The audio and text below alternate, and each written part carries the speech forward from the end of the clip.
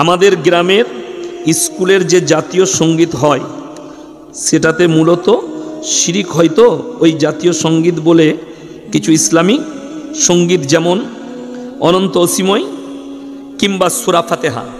আপনাকে একটা কথা বলি, এই দেশটা আহলে হারাম দেশ, হিন্দুস্তান। তুমি যে বইটা পড়ছো শুধু এটা পাল্টালে হবে? মিথ্যায় ভরা ইতিহাস পড়ছো তুমি, মিথ্যায় ভরা বিজ্ঞান পড়ছো তুমি। যে বিজ্ঞানটা পড়েছো, পৃথিবী দাঁড়িয়ে আছে, সূর্যচন্দ্র দাঁড়িয়ে আছে, আর পৃথিবীটা ঘুরছে, এটা কোরআনের বিরুদ্ধে কথা। অথচ তুমি পরীক্ষায় এইটাই লিখেছো যে লিখেছে সে। ঠিক বললাম না ভুল বললাম? তো তুমি কোরআন বিরোধী কথা লিখেছো, বইগুলো পাল্টাতে হবে। শুনেলেন? আপনি চুপ থাকবেন, পড়বেন না। কথাটা বুঝতে পেরেছেন না পারেননি? যেটা মনে হবে শিরক আপনি পড়বেন না, কোনো অসুবিধা নাই। আপনি মনে মনে অনন্ত অসীময় প্রেমময় তুমি পড়ো, নাহলে আপনি সূরা ফাতিহা পড়ো।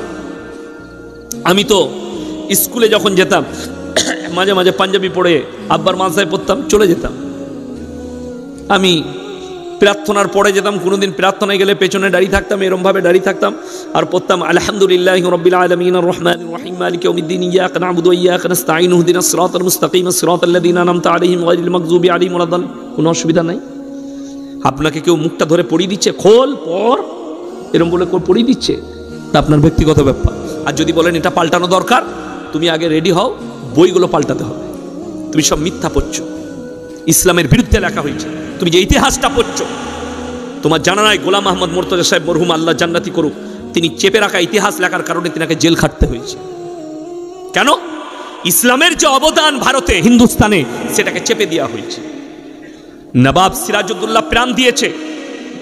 আর জেনে রেখে দিবেন, আপনাকে বলি, নবাবকে ধোঁকা কে দিয়েছিল? কথা বলে না, কথা বলে না? মির্জাফর। সে অমুসলিম ছিল না মুসলিম ছিল? মুসলিম।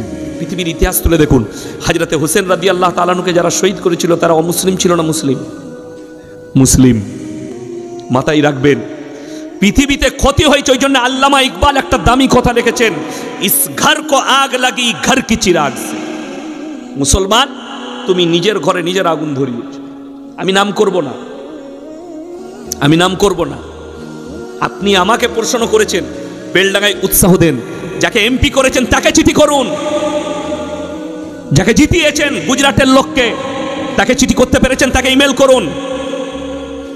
যদি হিম্মত থাকে তাকে ইমেল করে বলুন, আপনাকে ভোট দিয়ে জিতিয়েছি, আমাদের এই আমার আল্লাহ সম্পর্কে গালি দিয়েছে, আপনার মতামত কি? মুখে কুলু পেটে গুজরাটে কড়ি খিচড়ি খাচ্ছে।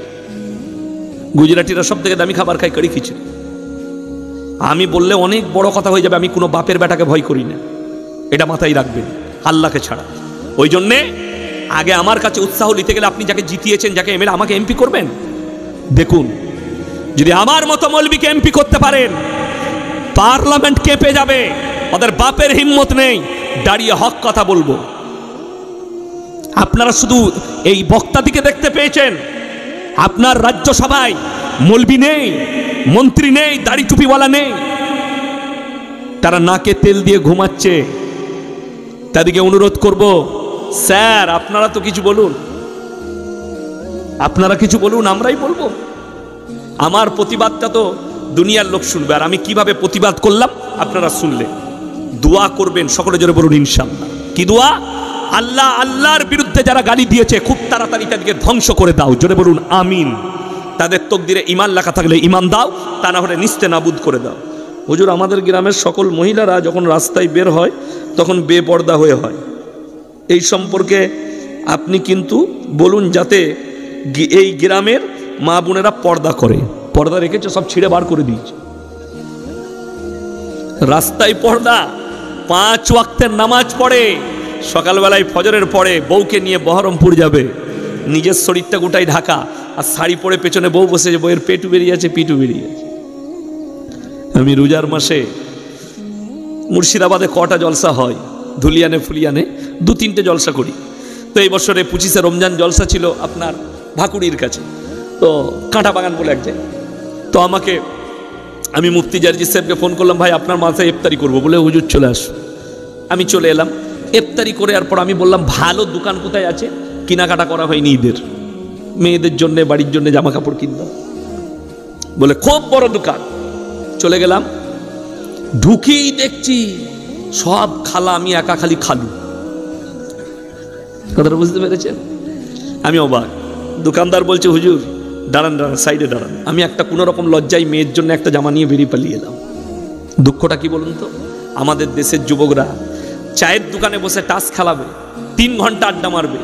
বউ যদি বলে একটা শাড়ি লাগবে আর নাইটি আনতে হবে, আর তুই চলে যাখানে টোটো করে, তো তোর বউ পালাবে না, তা মৌলবীর বউ পালাবে? হারামখোর 3 ঘন্টা টাস খেলাচ্ছে আর বউকে বাজারে ঠেলে দিয়েছে। এক্সাম্পল দিচ্ছি, সভাপতি সাহেব আর আমি বন্ধু, ক্লোজ বন্ধু। আচ্ছা, বন্ধুর মধ্যে মজাক হয় না, হয় না? কথা বলেন, মজাক হয়। আমি যদি ওনাকে মজাক করে বলি, ভাই আপনার বইয়ের ব্লাউজের সাইজ কত, ঝগড়া হবে না হবে না? কথা বলে না? হবে না হবে না? উনি আমার উপরে রেগে যাবেন? এত বড় কথা। আপনার বন্ধু খালি আপনাকে বলেছে তোর বইয়ের ব্লাউজের সাইজ কত, তার সঙ্গে সম্পর্ক ছিন্ন করলেন। অথচ বিবি তোমার বাজারে গিয়ে একটা পর পুরুষ বসে আছে, তাকে গিয়ে বলছে দাদা আমার একটা 38 সাইজের ব্লাউজ দাও, তো তখন তোকে লজ্জা লাগে না? কথা বোঝাতে পারলাম? নারী দিকে ঢেকে দাও। বাজার আপনি করবেন, আপনার দায়িত্ব।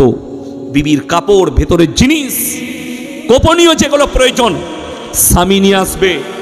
যারা বিবিকে পাঠিয়ে দেয় বাজারে যাও তোমার যা প্রয়োজন নিয়ে এসো, সে হচ্ছে দাইয়ুস, সেই হচ্ছে দাইয়ুস পুরুষ। আর যারা দাইয়ুস হবে তারা জান্নাতে প্রবেশ করবে। আমি আগস্টের 15 তারিখ থেকে জলসা শুরু করেছি, আজ পর্যন্ত নয়, রোজার আগের দিন পর্যন্ত একটাও ডেট আর খালি নেই। কবে বললাম? রোজার আগের দিন। আমার বিবি ন্যাংটো ঘুরে বেড়ায়, যেটা প্রয়োজন আমার বাজারে গিয়ে খোঁজলেন বর্ধমান টাউনে, আমার জলসা না থাকলে বর্ধমান টাউনে সময় কাটাই। বিসমিল্লাহ। কোন দোকানদার যদি বলতে পারে যে ইয়াসিন সাহেবের স্ত্রী বোরকা পরে পর্দায় এসে একটা কাপড় কিনেছে, তোয়ালি কিনেছে, আমি জীবন আর সমাজের বুকে বক্তব্য দেবো না। চ্যালেঞ্জ এটা। তার প্রয়োজন আমাকে মিটুতে হবে। আমি যেখানেই থাকি, যে কাজই করি, জলসা করি আর যাই করি, আমি যখন জলসায় বের হয় আমি জিজ্ঞেস করিলি কি কি প্রয়োজন আছে বাড়িতে, কি নেই। আমি যেতে যেতে রাস্তায় কিনে আমার গাড়িতে ভরা থাকে, রাত্রে ঢুকি নামিয়ে দিই, বাস ক্লিয়ার। 1 সপ্তাহের বাজার করে দিই, 2 সপ্তাহের বাজার করে দিই। তাদেরকে যেন পেরেশান না হতে হয়, কোনোদিন যেন পেরেশানির হালত না হয়। আরে ভাই, আপনি বিবিকে বাজারে ঠেলে দিয়েছেন। আপনি বলুন, আপনাদের বাজারে যদি কেউ কলাগুলো ছিলে বিক্রি করে, মাছিগুলো কোথায় বসবে? ওই কলাগুলো কিনবেন তো আপনারা? কিনে মানুষ কি বলবে, দুধ এটা এ কলা আবার কিনে, সালা মাছি বসে নষ্ট হয়ে গেছে। তোমার বউটা যদি বেপর্দায় যায়, তা লোকের চোখ লেগে খারাপ হয়ে যাবে জিনিসটা। যদি ঢেকে রাখে ইজ্জত বেড়ে যাবে। আমার মা বোন, আপনারা নিজেদিকে ঢেকেলেন।